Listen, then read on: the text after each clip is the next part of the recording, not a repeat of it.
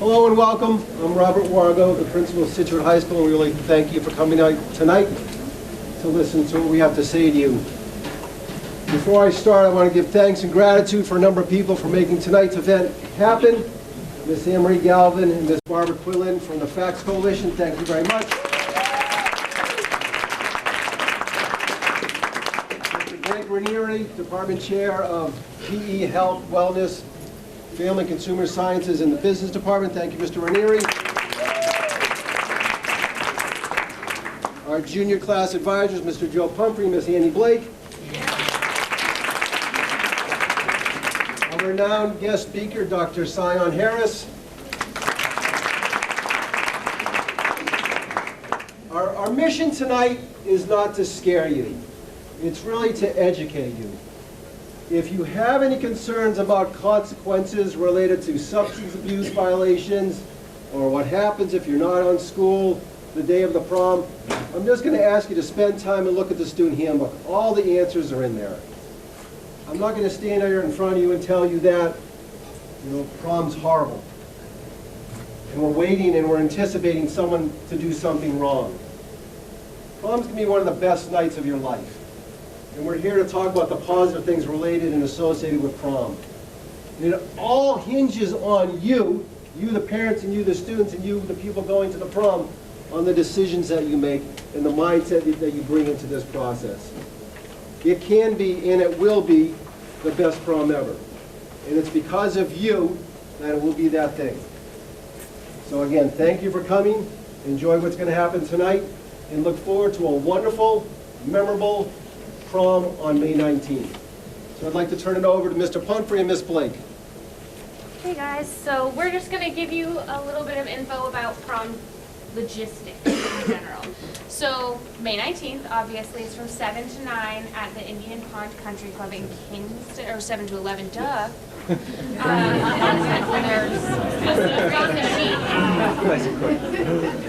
Anyway, so it's from 7 to 11 at Indian Pond in Kingston. So we have buses, so that's the big deal, is that students have to ride the buses to and from the prom unless there's some sort of something worked out with administration. Promenade's going to be at 5 p.m. and it's scheduled to be at the new Performing Arts Center, so that's something we're really excited about. That's a change from years past. Also, as far as some logistics at the event, so you must pick up your child. All students have to leave with a parent. That doesn't mean that each parent has to pick up their child, but all students should be getting in a car with a parent. We'll try to keep some eyes on that as that's happening. We'll have a breathalyzer at the event, only using it if we're suspicious. Ideally, we don't end up using it, but we will have one there just in case. We'll have 2 police officers at the event as well, 2 Kingston police officers. You must ride the bus to and from, unless you have approval from administration. And the last thing was the H block students, you will be allowed to leave at the start of H block, right? If you have approval from your parents, and there's another permission slip coming out for that we haven't gotten to yet, but it will happen. And dates have to be 20 or younger as far as ages are concerned. Or in another school, or it was and/or, but that's, yeah. Judgment calls. Yes. All right. Yes. I had one question. I thought all the kids got to leave earlier. Yeah, so the start of H block. Yeah. So that's at it's like 12:37. Okay. So school day ends at 2:15, so we give them that, like they get the last block off, and they don't have to be there for H block. Great, So thank it's you. And we have it's a little another window. permission slip for that we haven't gotten to yet, but it's on there. Any other questions about logistical things?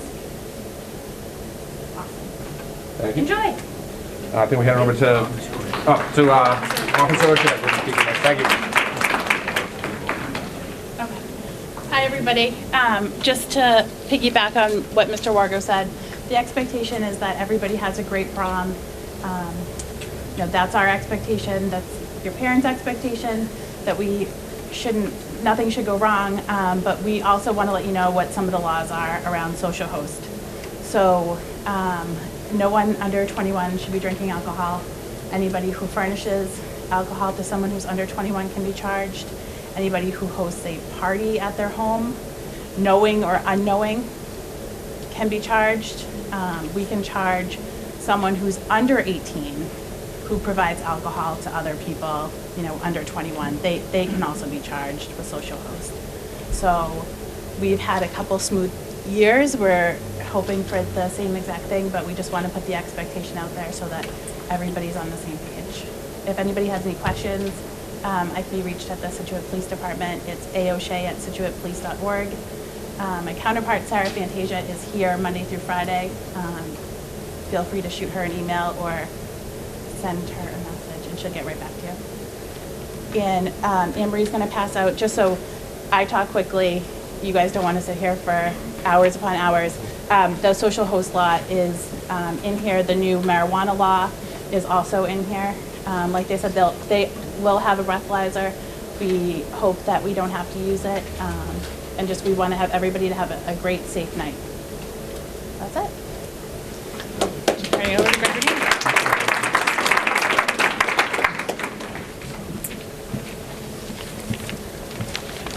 Good evening, everybody. My name is Greg Ranieri. I'm the Director of Health and Wellness for Scituate Public Schools.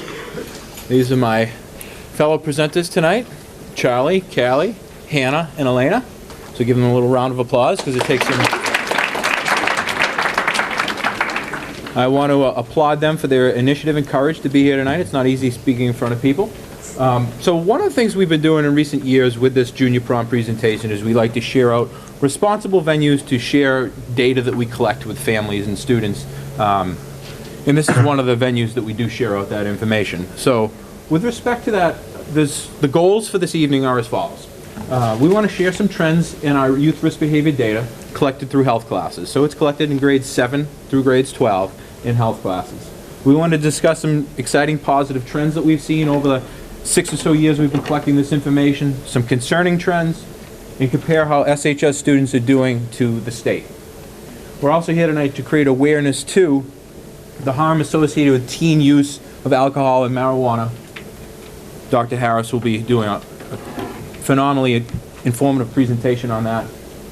Short-term and long-term risks of use with Dr. Harris. And then we've got obviously some partners tonight with Scituate Police and our junior class advisors and FACTS with the lovely takeaway bags. And I know you're all here for this, right? Or you're here for like the tickets and the giveaways, right? All right, so without further ado, I'm going to hand the control over to Charlie. All right.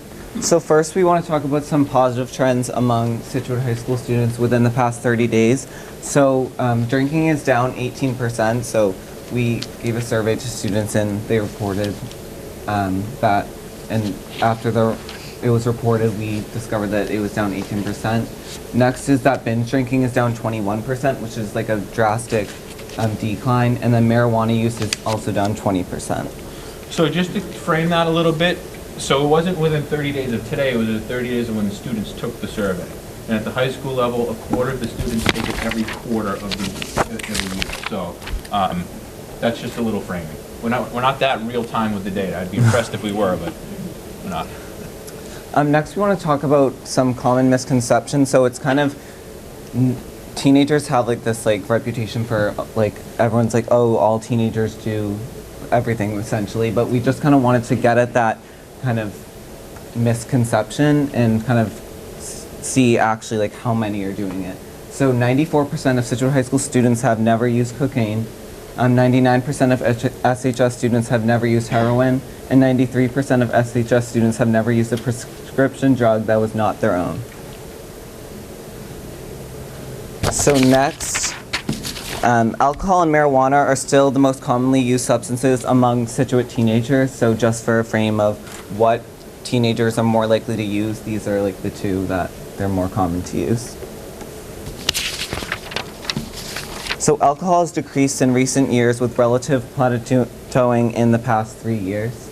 So these kind of show the 3 different survey questions and kind of how it's been going. So just with respect to that, it's important to understand the sample size with this is 750 plus students at the high school level. So we've got approximately 98% of the students are present when the survey is administered. And so you can see the remarkable consistency in recent years, which allows us to believe that we're creating the framing and environment for students to answer honestly within that framework.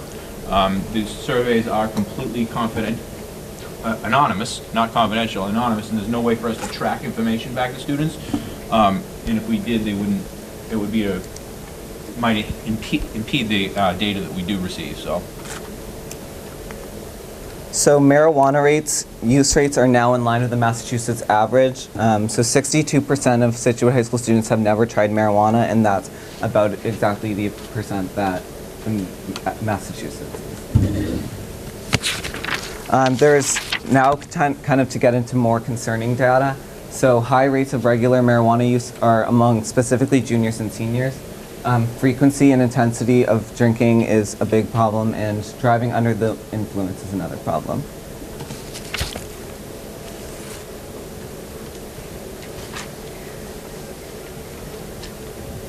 All right, so going off of that, looking at trends from 7th grade through 12th grade, we've seen an increase in use and a substantial jump, specifically between sophomore and junior year.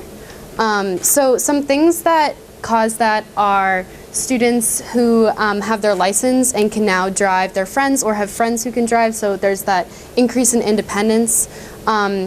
There's also Increasing stress and anxiety. there's also an increase in stress and anxiety with academic pressure. So that is an unhealthy coping mechanism, but some students do resort to that. And the last thing, yeah, no, that's it. More friends, more friends using substances. So again, just looking at this trend over time, the big jump is from 10th graders to 11th graders, and a slight increase to 12th graders also. So this is stats from students who have used alcohol in the past 30 days or so, but very minimal use in the lower grades. And that's a similar trend for marijuana use also in the past 30 days. So yes, there's that increase in junior year, but there also here in this case for marijuana is a slight decrease for senior year. So there is still time for students to sort of make a change and hopefully make some healthier decisions for themselves and their future.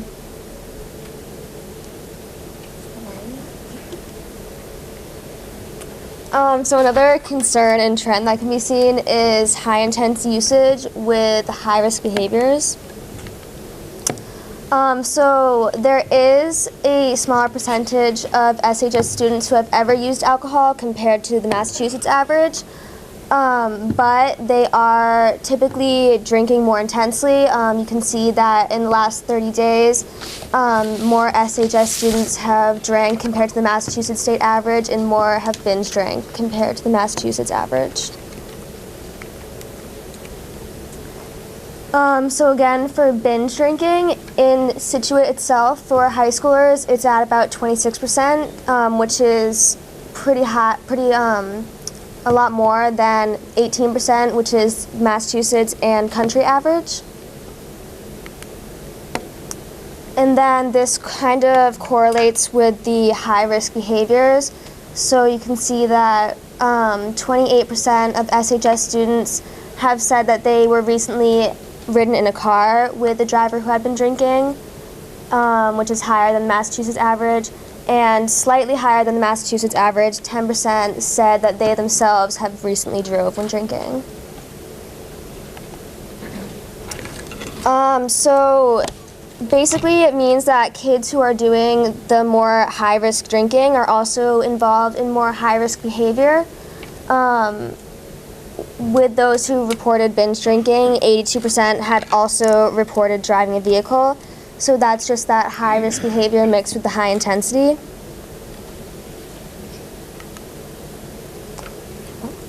Okay, and so basically just to start, closing up and to go back to some main information and some facts that parents should keep in mind especially, it's just kind of what can parents do about it to try and keep their kids on a track for a healthy lifestyle.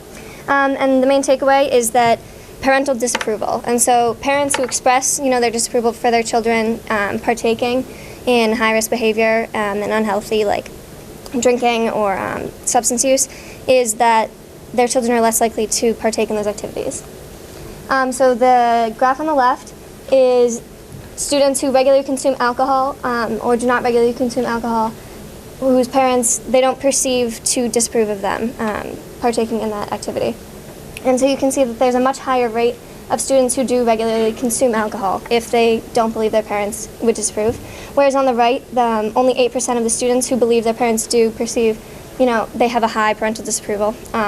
Only 8% of them regularly consume alcohol. So there's a direct correlation between those two, the disapproval and the actual partaking in the activity. This is a different graph, but it's showing that alcohol use and perception of parental disapproval correlated between 8th grade and 12th grade. So you can see as the perception of high parent disapproval decreases over time and as students get older, the use of alcohol in the past 30 days from when they took the survey greatly increases. And so again, just showing that same correlation. And that same correlation kind of carries over through marijuana use, where parental disapproval, as high parental disapproval decreases, use of marijuana also increases over time and as students are getting older. So research shows that teens are 50% less likely to use when they talk about these issues with their parent, caregiver, or guardians. But what we've noticed throughout data collection is that only 43% of students actually have discussed underage drinking with their parents. So while it is a high deterrent to have those conversations, we're encouraging you to have them more frequently, regularly and frequently. And 36% of students have discussed rules about drinking with their parents. So we're encouraging you to open up the lines of communication with your student, because speaking to students, a lack of expressed disapproval by parents is likely to be interpreted by the student as approval by teens. So set clear and high expectations and communicate them frequently to your student. There are a lot of really great resources in your gift bag. There are some great resources on our ScituateFACTS.org website. How to have a safe and substance-free prom. This is the most current version there is. It's from last year, but it's still lots of great information in there. And in your lovely FACTS gift bag are a lot of information from the Massachusetts Clearinghouse and NIDA. So there's some great strategies and information in there for parents. And the good news is if you're interested in learning more about this, we have monthly Scituate Facts Coalition meetings. We'd love for you to, we can gladly add you to our listserv. We'll publish those dates through Peach Jar, and the more people that join in the conversations, the merrier. So we hope that you found this information interesting. Maybe you want more, and we'd love to see you at a Facts Coalition meeting. And thank you for your support.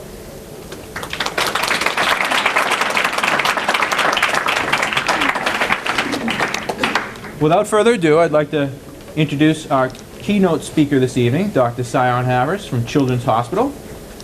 She is just simply fantastic, and popular demand brings her back every year. Without further ado, Dr. Havers. Thank you, everyone.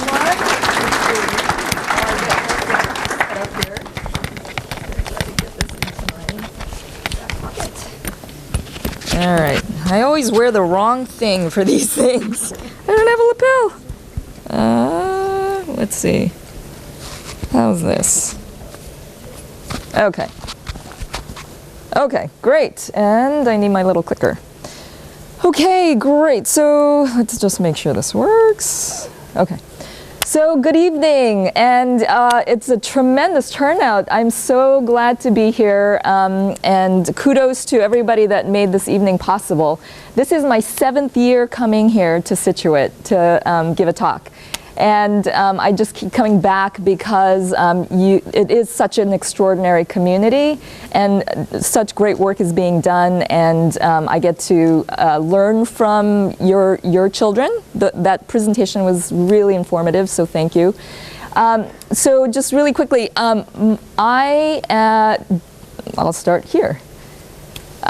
So I am a research scientist at Boston Children's Hospital and also at Harvard Medical School. And I co-direct the Center for Adolescent Substance Abuse Research.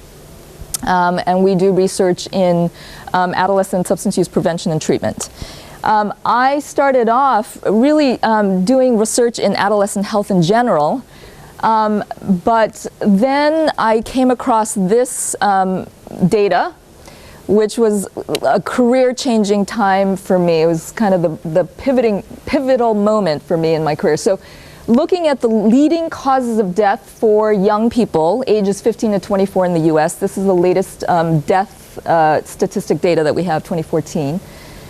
These are the top causes of death. So motor vehicle crashes, so 1 in 4 young people who die, it's because of motor vehicle crashes. Other unintentional injuries, and 3 out of 4 of those are by poisoning. So that's related to overdose deaths. Homicides and suicides. So these are the reasons that the most young people die. These are obviously preventable, and that adds up to 3 out of 4 young people's deaths. And alcohol and drugs are major contributors to all of these. So when I saw this, I realized this is what's causing us to lose our young people, and this is what I need to do something about. And of course, we've probably all heard of the fact that we are in the midst of a public health crisis with overdose deaths. So this is national data for all ages, looking at the rate of overdose deaths for males and females and overall between 2002 and 2015. And you can see this steady increase, and we are now in 2005 at the highest death rate due to overdoses that we've ever had in history. And we've had a 137% increase since 2002. And unfortunately in Massachusetts, our state is one of the leading states in terms of increases in overdose deaths. In 1 year, we had a 35% increase from 2014 to 2015. So substance use is really one of our most pressing public health issues today. So what I want to do today is to share with you the latest science that I've been privy to that has come out of the last 20 years of research around both adolescent health and adolescent brain development and the effects of substance use on adolescents. So I'm going to start here. Yes? I can hear you fine, but I don't think your mic is on. Oh. No, it's the recording. Oh, it's just recording. Yeah, okay. Can you hear me okay? I'm trying to really project. Okay, thank you. You probably recognize these bright young faces. Some of you may have kids in this age. They're, happy-go-lucky, they smile, they have a sense of humor, okay? And then we go to here. And, us as parents, I actually have a 19 and a 16-year-old, so I've been through this. We think, did aliens swap our children? What happened to them? So we have, this kind of transition period, and what we hope is that we eventually get to this, right? That we get to, when they achieve young adulthood, that they are, self-reliant and self-supporting and productive and healthy and happy, right? So we need to get through this transition into adulthood. Now, obviously, there's a lot going on during that time, and we are learning a lot about how that is based on looking at the brain. We call this the age of the brain because we have now been able to study the brain, the living brain, in great detail, and we've learned a lot about that. So, but let me first start with a little high school quiz show, okay? Let's test your brain knowledge. So the human brain weighs about the same as a donut, 6-pack of soda, or a chihuahua. So how many say a donut? Okay, how many say a 6-pack of soda? Okay, more? And how many say chihuahua? All right, so that's kind of the... all right, well, I would say you all have a good brain IQ. So indeed, the human brain, grows to be about 3 pounds, which is about the weight of a chihuahua. Okay, now it was based on the weight of the brain that up until the 1990s or so, brain development was thought to be done around puberty, around 12, because the brain was about that weight of the adult brain. And that was before we had, brain imaging that we could study the living brain. But since then, there's been a lot of science, and what we now know, which you probably have heard, is that adolescence is a critical period in brain development, that there's a lot going on during those adolescent years, that the brain is still developing well into the 20s. Okay, there's a lot of sculpting of the brain that happens. So what I want to do is first, highlight these two words, critical period, because they have a specific definition in neuroscience, okay? So critical period, when neuroscientists talk about critical period, what they are talking about is that for a particular part of the brain, that critical period is a window in the development of that part of the brain when it's developing rapidly and is highly sensitive to being shaped by environmental exposures and experiences. So during this critical period of time for a particular part of the brain, it's growing rapidly and its development is really being shaped by the experiences that the brain is exposed to. Okay. Now, what we now know is that during adolescence into the mid-20s, that's a critical period. That's the last critical period in brain development. So let me tell you exactly what is going on in terms of the processes during this time of your brain. So one of the key processes is called pruning, and the other is called myelination. Okay, so let me describe those in particular. So I'm going to talk about brain cells, the workhorse of the brain. They're called neurons. And you've probably seen these. So there's kind of the nucleus and the body of the cell, and then each cell has these arms, these spindly arms that reach out to connect to other cells. So this is actually brain cells under an electron microscope, so you could see more in detail what these look like. So it looks like a forest, okay? So there's all these branches coming off the neurons to connect to each other. So now up until about age 12, the brain undergoes tremendous growth. So you go from, a baby's head all the way to a much bigger head because of a tremendous growth of those brain cells. Now, around puberty, around age 12, that process kind of starts to slow down, and brain cell connections start to undergo pruning back based on the principle of use it or lose it. That is, the connections across the brain cells that are not used, they are pruned away, and the connections that are used a lot, they get kept and strengthened. Okay, so the brain is kind of sculpting itself to become more sort of efficient. At the same time, so this is just to show you what that looks like. So at birth, not as many neurons. There's this rapid increase in the number of neurons and in the number of connections and branches. And then around 14, this is, starting to thin out. At the same time that the pruning is happening, myelin starts to form on brain cells and to thicken on those branches coming off of the nucleus. That myelin is a fatty white tissue that forms, that wraps around those branches. And that fatty white tissue acts like insulation on an electrical wire. Okay? And it increases the speed of the brain signals traveling up to 100 times faster. So that myelin is really critical for efficient, passing of those signals across different parts of the brain.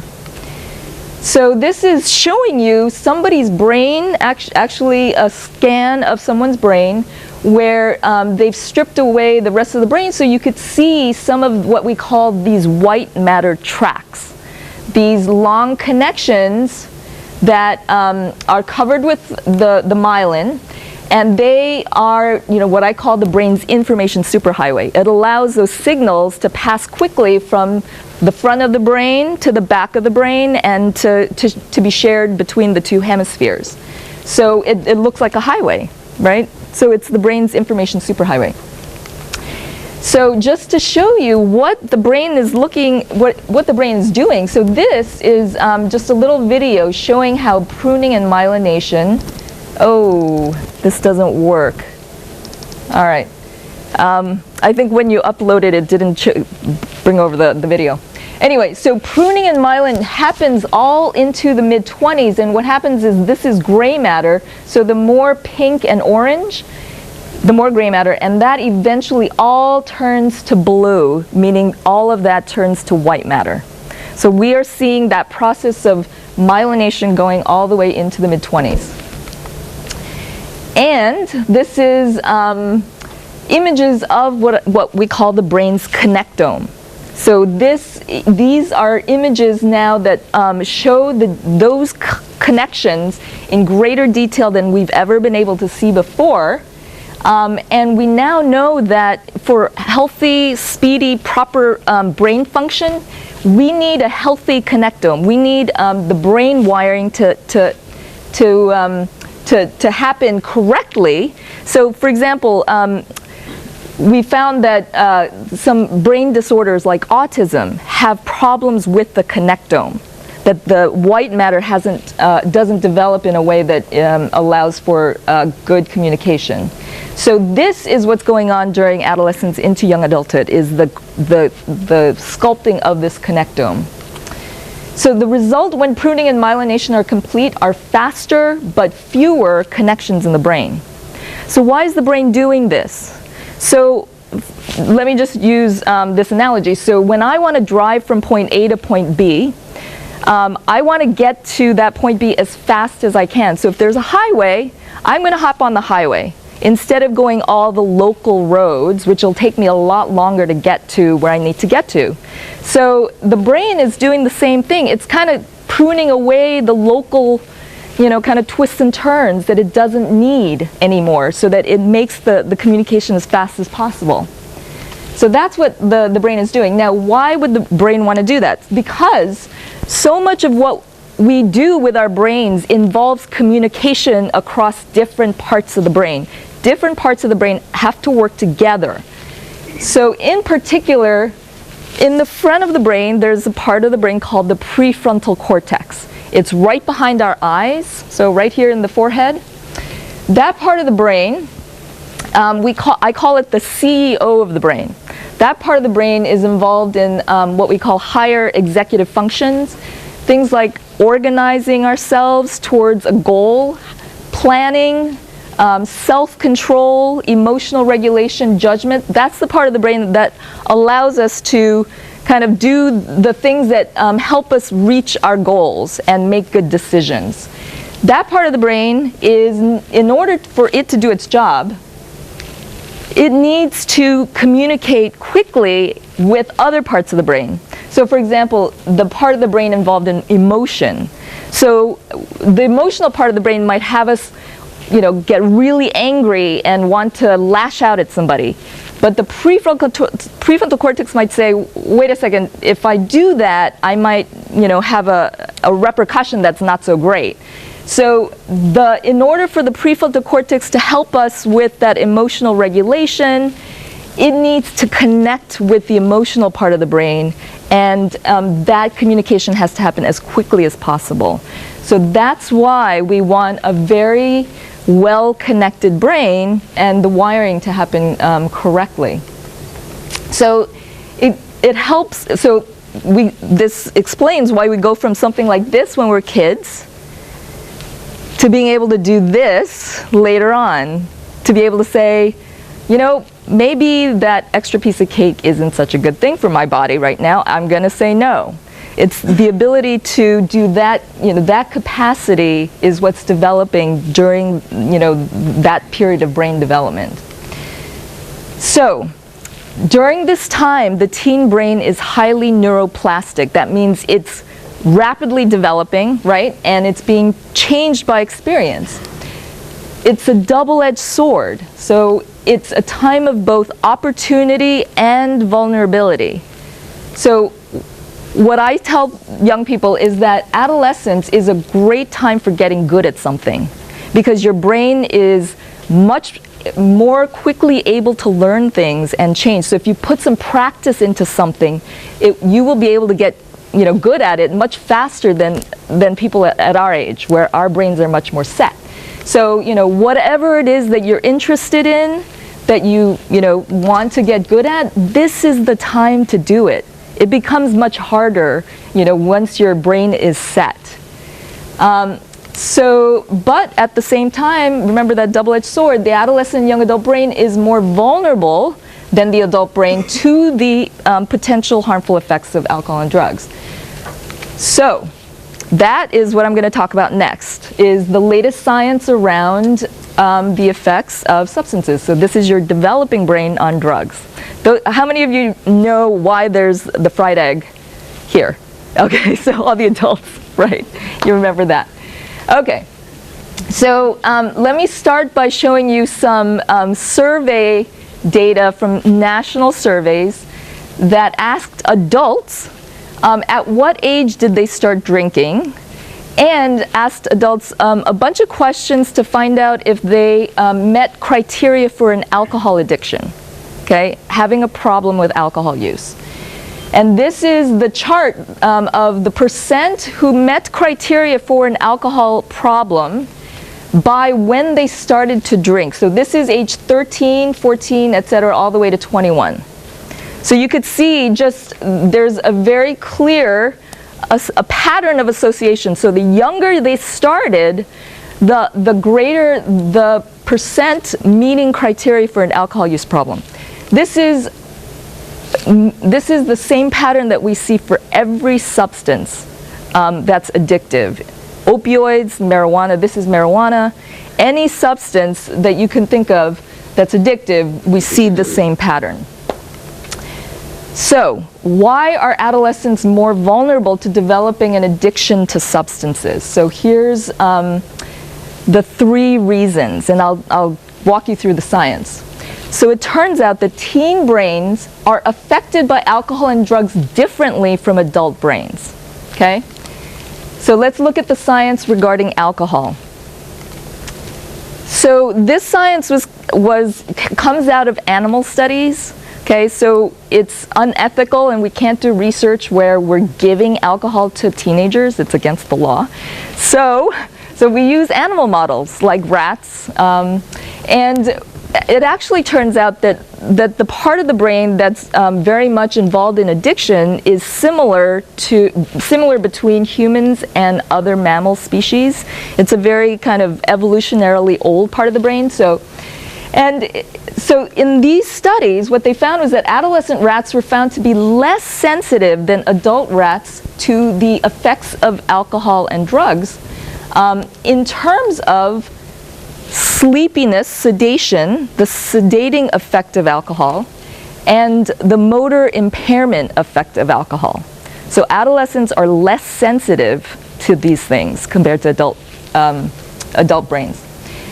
And so what might happen if an adult drinks a lot is they might, end up kind of snoring.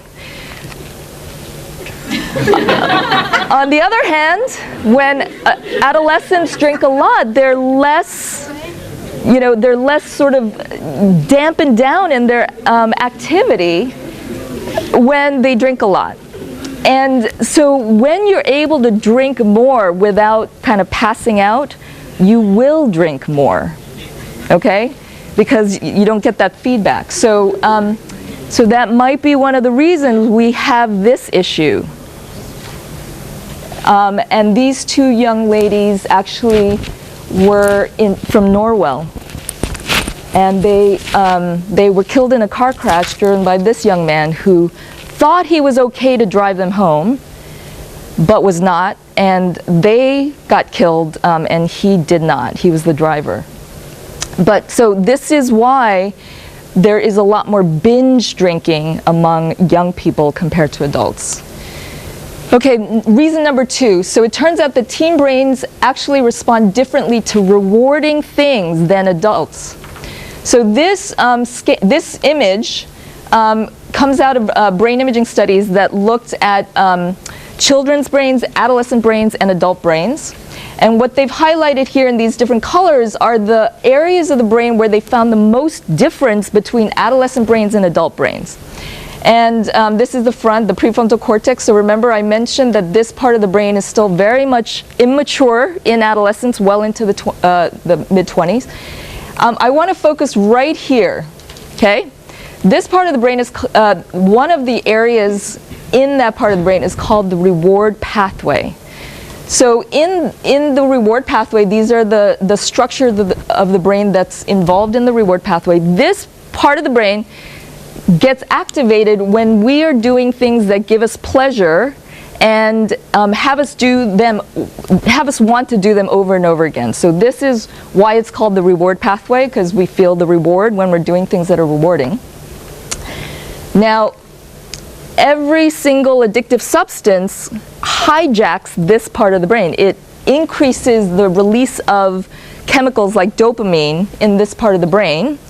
And when we feel that rush of pleasure and high, we want to do those things over and over again, okay?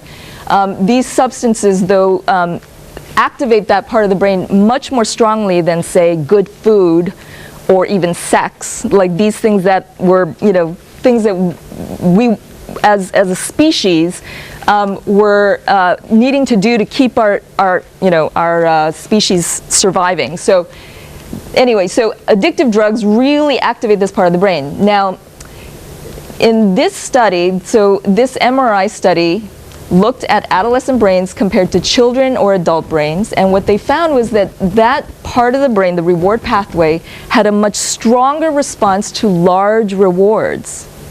Okay? So teen brains seem to respond much more strongly to highly stimulating activities compared to even children's brains or adult brains. So that might be why, adolescents really like to do these kinds of things and these kinds of things. And of course, substances that are highly stimulating. Okay? So their brains actually have a stronger response.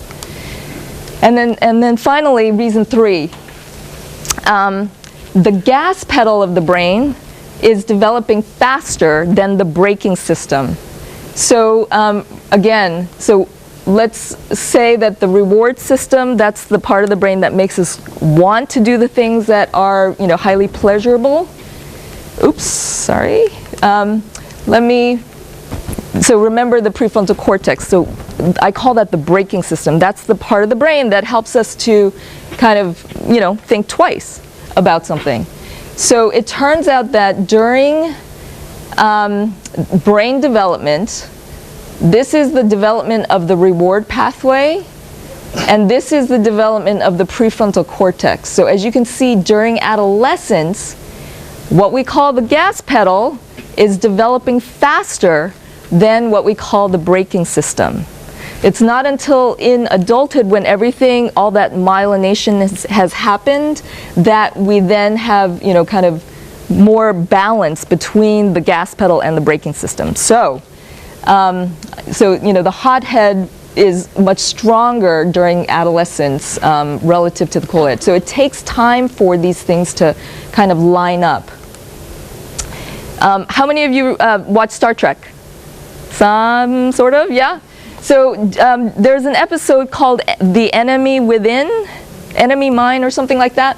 So remember Captain Kirk, right? He's the cool captain. In stress he can kind of handle things and stay calm. So that's like the prefrontal cortex, okay? Now, in that particular episode, he gets split. There's the cool, calm captain, and then there's the part of him that's more kind of impulsive. They get split. Well, during this period of brain development, the prefrontal cortex is still developing and trying to catch up. So what we're going for, and what the brain eventually is able to do, is have those two parts of the brain connecting up and becoming more balanced. And that's what we're seeing happen through adolescence. So the key points here for the developing brain is that teen brains, based on the research, seem to have a higher physical tolerance and a stronger reward response to addictive substances. So that could be why there's a tendency to use more when they're using, or binge more when they're using. And then teen brains definitely change faster in response to using alcohol and drugs because of that high neuroplasticity, and therefore can get addicted faster. So addiction happens when the brain changes in response to, constant exposure to the substance, and then, causes kind of dependence, and then the problem of, potential withdrawal and tolerance. So I think my message to you as parents is to understand this process of brain development and the need to help our young people, by helping their prefrontal cortex kind of, do its job. So I'm going to finish up with specifically the research around alcohol and drug effects on teen memory and thinking. So a major job during adolescence, right, is learning, right? Learning the skills, learning the information that would serve as, the launch pad for the things that they want to do as adults. So I want to focus on this part of the brain. It's called the hippocampus. I call it the key to the SATs because it is the command center for memory formation and learning. So that part of the brain causes memory to get set in the brain. So it's really critical to learning. So it turns out that this is based on animal studies again. Binge drinking reduces the growth of new brain cells and what we call the dendrites, the branching in the hippocampus. So this is among, these are hippocampal cells in rats that are not exposed to binge alcohol levels, and this is among those who were. And you could see that there's less of the developing those branches, which are what are needed to create those memories. And in human studies, what they found is in doing brain scans and measuring the size of the hippocampus, what they found was that among teens who met criteria for an alcohol use problem, their hippocampal size, or the volume, compared to healthy non-drinking teens, that their hippocampus was 10 to 35% smaller among the heavy drinking teens. So there's kind of less real estate to be able to form those memories and learn.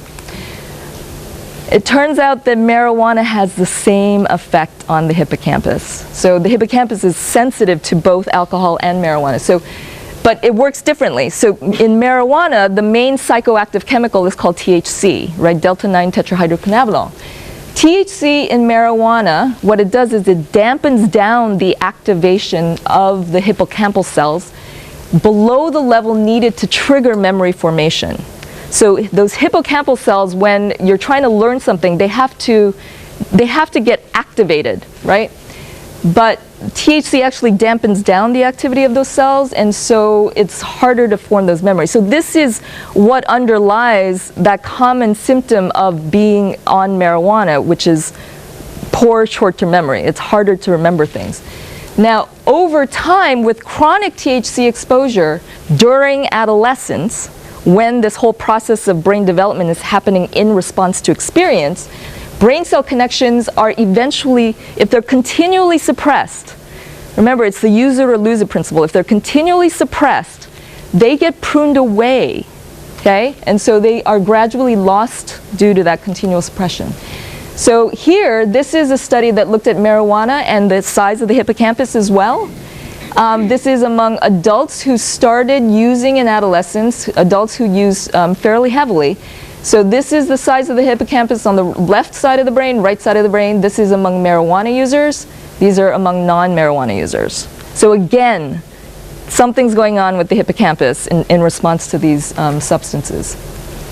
So now how does that impact actual learning and, memory and thinking? So this study looked at teen marijuana use and IQ. And what was so important about the study was that it followed people starting from the age of 13 before anybody started using marijuana, and looked at their IQ and substance use over the subsequent 25 years. So they followed 1,000 people over 25 years to the age of 38. And here's what they found. So they were able to see how many people started using marijuana during that 25-year period and how much they used. And here's what the average IQ was at age 13 and 38 among those who never started to use marijuana. Okay, so there wasn't really much change. So, you know, an average IQ is 100. That's the average in the population. So there was pretty, you know, typical average IQ. Here's what happened among those who reported regularly using marijuana for 3 or more years. So there was a drop of about 7 points in IQ, and that's a pretty big drop because you know, the average is 100, and the average of those who had been using 3 or more years was down to 94. Now, what they found was that there was actually a dose relationship between marijuana use and IQ. So here, this is the decline in IQ versus no change. So those who had never used, there was no change there. Those who had used infrequently versus 1 year, 2 year, and 3 year. So the longer the regular marijuana use, the greater the decline in IQ. And when you're looking for kind of a causal relationship, you look for a dose-response relationship. That gives you more confidence that there might be a relationship here. So we have legalized recreational marijuana in Massachusetts, along with 7 other states. And you know, potentially what we are looking at is the next big tobacco. It is a big money-making enterprise. And what we're seeing, those of us who've been studying substance use over the years, is that the marijuana industry is using a lot of the same strategies as the tobacco industry. So believe it or not, in the in the 50s and 60s, medicalization of tobacco was used to sell tobacco. So having doctors say, you can use tobacco to increase concentration, you can use tobacco to, etc. That was going on with tobacco. And of course, they were targeting youth in particular because they knew that adolescents were more likely to get addicted. If they can get the adolescent, they can have a customer for life. So we are seeing the same kind of tactics happening today with marketing marijuana to youth. These are kinds of ads that are being seen on social media. So, using popular figures saying that it's good, there's no harm, there's no addictiveness, okay? So I would end by just saying, look, yes, it's legal for 21 and over. So given what we now know about the teen brain and how important there's still, there is in terms of development to go, that delay until age 21 and over. That there's plenty of time to try that stuff after your brain has finished developing. And use this time while your brain is highly neuroplastic to learn skills, work on that three-pointer, work on that, instrument that you want to learn. And just as I think, you wouldn't want to do anything that would impede your physical growth to your full height potential, let's allow your brain to become the best brain that it can be, for your life. So I'm going to end with a quote. The future promise of any nation can be directly measured by the present prospects of its youth. Okay? So we are in a time where it's even more important that young people develop in a healthy way and, become engaged citizens. And that's what I would ask of you all, is to allow yourselves to become the best that you can be. So thank you so much.